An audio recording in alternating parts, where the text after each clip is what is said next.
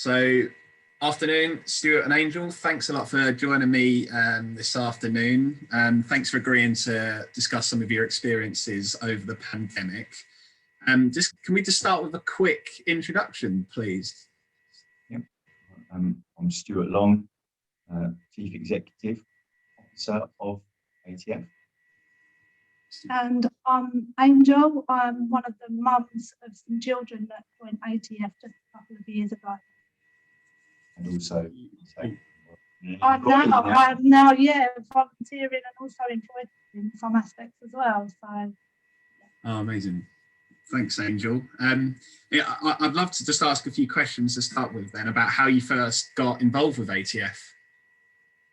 So basically, ATF, I believe, they came to our school at Briscoe back in kind of the October 2019, doing after school clubs and some PE kind of sessions. Then they run the Halloween week, and I done some face painting on my children.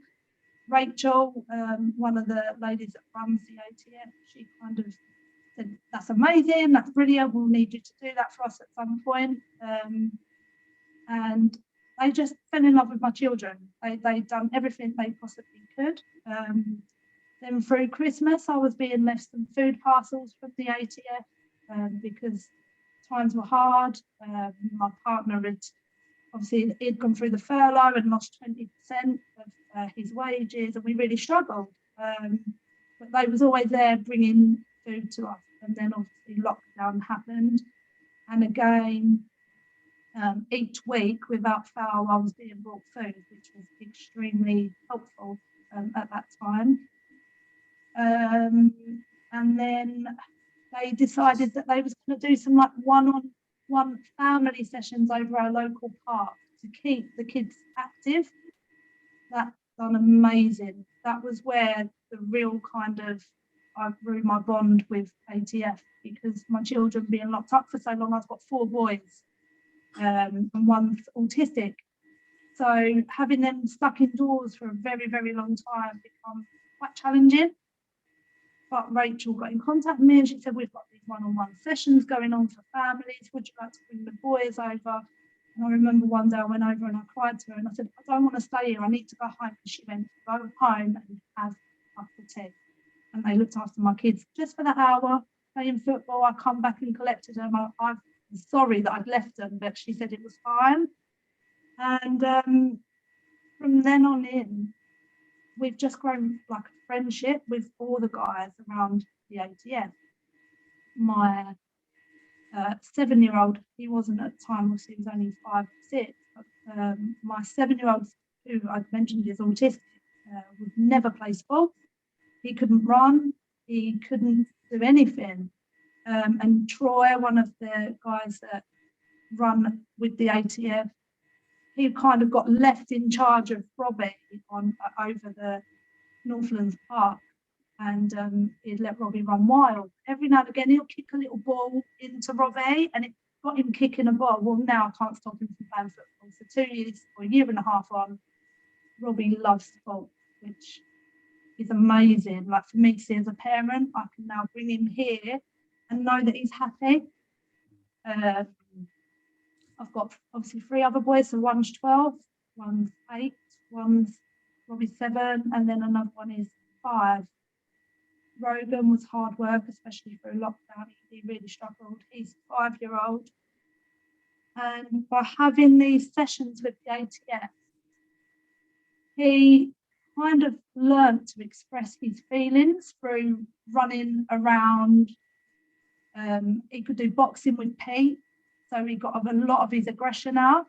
And obviously he's got a little bit older, but he's learned to talk to us now. So if he's angry, he says to us, "I'm angry." Instead of he used to hit me and pull my hair and be quite aggressive through lockdown.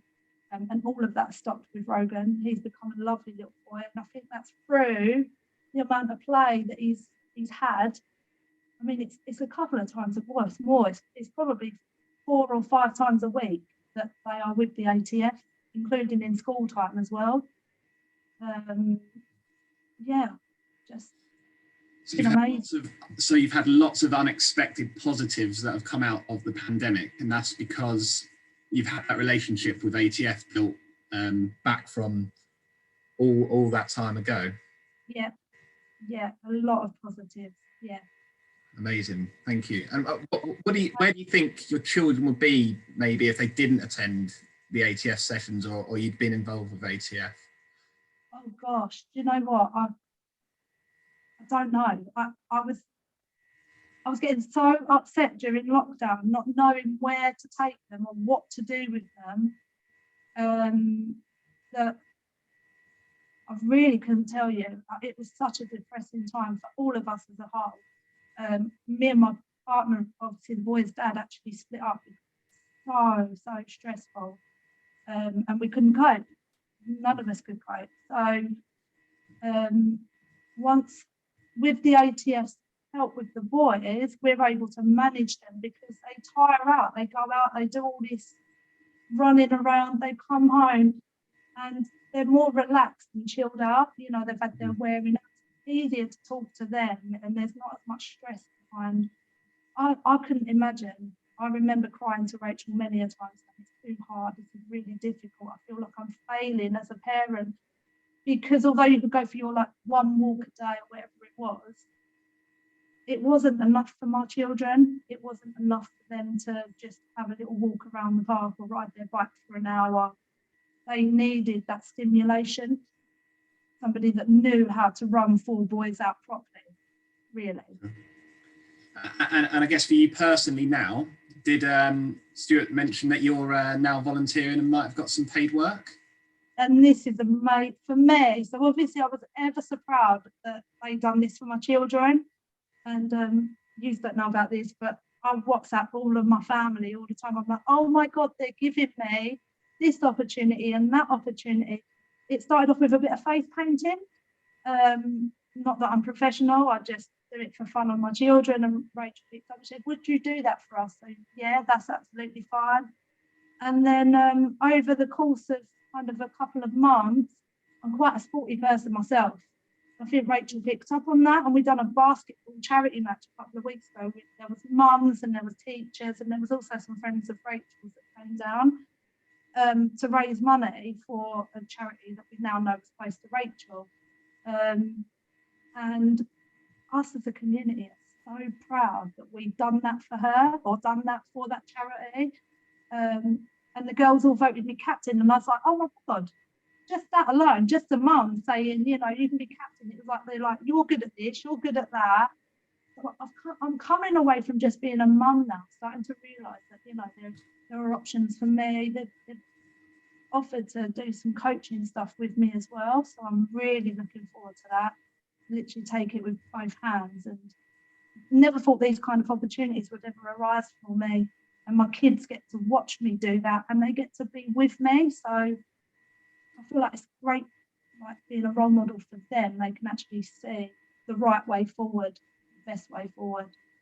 Well, you sound like you've got some fantastic leadership qualities. So, Angel, not a surprise that you've been selected as the captain there, and Stuart and the team have obviously spotted your talent and are going to get you on board, no doubt. You sound fantastic. Thank you so much for sharing your experiences. Really appreciate that, Angel. And well, good luck with kind of your next coaching jobs. And Yeah. I look forward to coming down to a holiday activity camp, getting my face painted soon as well. That sounds amazing. We'll hold you to that, Lee. Yeah, we'll definitely. Just said that on video, haven't I? Stuart, I just wanted to touch on, you obviously work in partnership with another number of organisations in Buzzard, and how that kind of helped you help families like Angel's family. Yeah. So I think obviously part of the LDP has been to try and it's kind of almost to test and learn our approach and kind of help to provide some structure to what we're doing, you know, and it's given us a chance to reflect on the way we work. But basically, you know, our experience has been to understand and know how to navigate the you know, local authority, external partners like CAB, you know, DWP, understanding, how potential to have get people to be volunteers and a local volunteering centre, etc. That's kind of all the knowledge that we had, and then working within a school, Briscoe Primary is where we're sitting today, gives us direct access to families that might need support.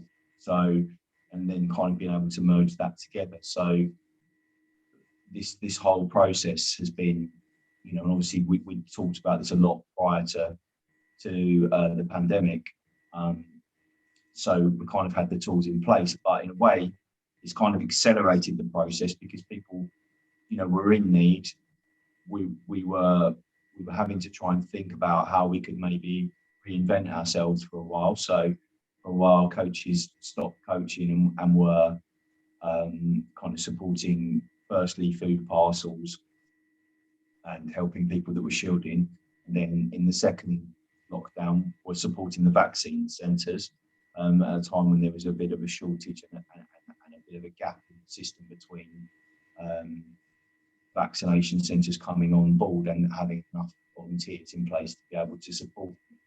So, yeah, I mean, all that to say that we've really been able to kind of tailor our offer and adapt. And obviously, Angel can provide testament of how, in a bit of an unstructured way, we've managed to kind of really build relationships and, for example, plugging people into support when they needed counselling, that might have been virtually, so they were able to talk to a counsellor online.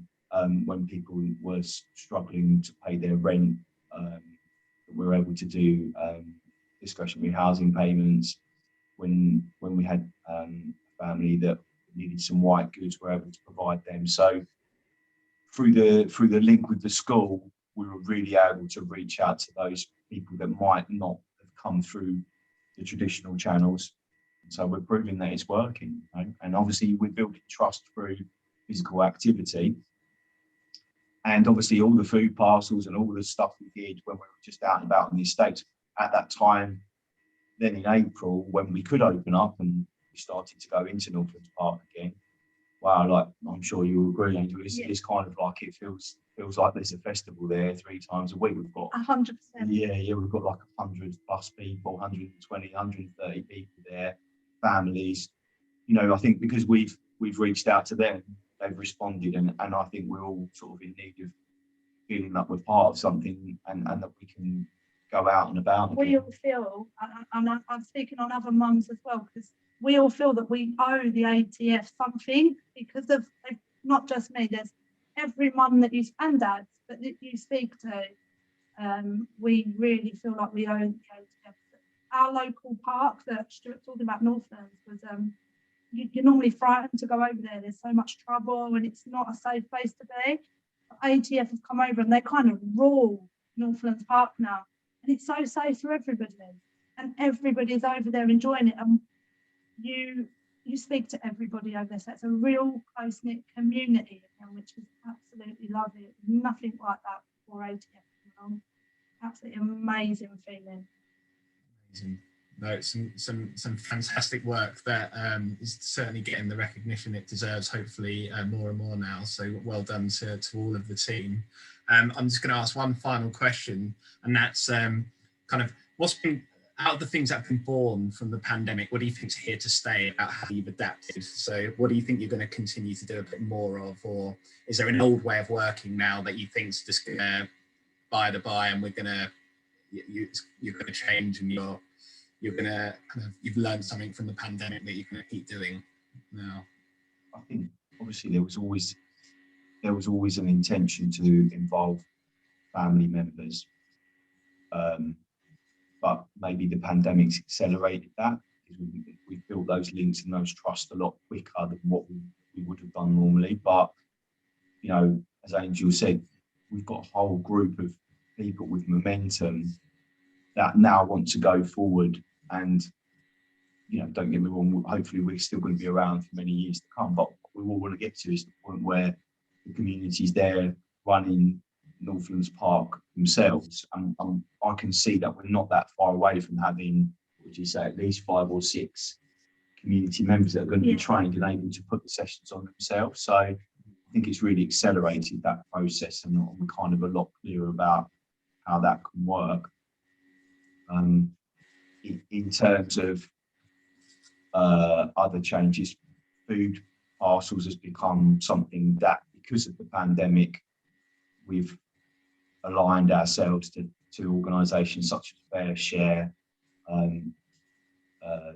the Essex Local Government Association, provide funding for food provision. So because of the work that we've done, that's now sort of come on board as an offer as part of the hub, and I guess that's here to stay, because it's a great way to be able to connect a resource that's available to a group of people that are really grateful for receiving that. So why would we stop that now? It's just become something that we can carry on. So I think those two examples are the things that speak to me the most. I think as well, next steps for us is, because it's so up and down, isn't it? We get to the point where we're opening up, and we're already talking about the potential having to kind of have more restrictions. So I think the ongoing need to provide some group work, counselling, drop-in sessions, just people to have a cup of tea with some professionals that are trained. I think that's definitely something that we'll carry on, because it doesn't need to be a specific purpose, but just that sense of having a network that people can rely on, whatever the situation is. So yeah, it's just providing that security and stability for everyone to hold everyone together, and that's including the staff as well. It's like an extended family. That's what it's like. It really is.